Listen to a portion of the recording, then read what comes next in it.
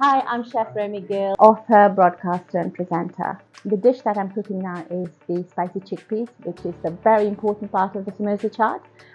So I've used dried chickpeas to soak overnight and then cooked it with a lot of salt, but you can use tin chickpeas, so perfectly okay. To make the base of the chickpeas, I use the whole spices. I toast them in a pan first without using any oil. The whole spices are nigella seeds, cumin seeds, fennel seeds, black mustard seeds, and fenugreek seeds. They are very important. Once they're toasted, you get the smell coming out lovely, and then you put the oil in. The oil that I'm using is sunflower. You can use rapeseed oil, you can use ghee, it's entirely up to you. And then I put tomato puree in it, or you can blend the tomatoes, you can use that, that's what we used. And then you cook that with some ground spices like ground cumin, ground coriander, methi, which is dried fenugreek leaves, and then chili powder, which is really important, and lots of lovely salt, because spicing is really important in Indian cooking.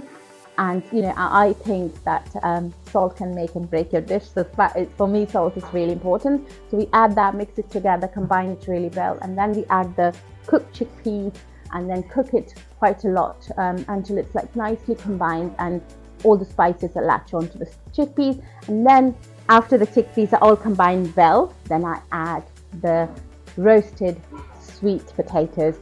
To make the sweet potatoes, all you need is peel the potatoes, dice them into little chunks, and add cumin and coriander, just a tiny bit of oil for about less than 8 to 10 minutes on a very high temperature, and then combine it in the chickpeas and all together.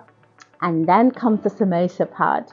As you know, everybody's favorite is samosas. Everyone loves samosas. Samosa is very easy to make at home, but you can buy as well. This samosa chaat has so many different layers. I think it's one of the dishes that I always go back to it. It's very comforting, it's delicious. So the first you have to, once you deep fry the samosas, you have to squash them on a plate and then layer that with the spicy chickpeas that we cooked. Then you have yogurt on the top, a layer of mint and coriander chutney, which is very simple to make, and then obviously tamarind chutney, and then you have 3 different layers of that.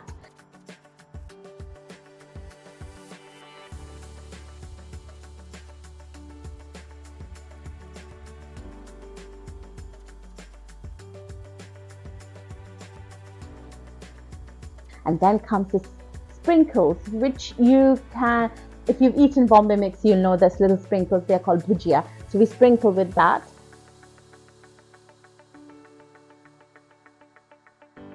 And then you have this lovely, lush ruby emeralds of pomegranates on the top. And then you have the coriander. I know some people don't like coriander, so you can leave that out. And then a sprinkle of chaat masala. So there are so many layers of this street food that I grew up eating. And there you have this beautiful samosa chaat.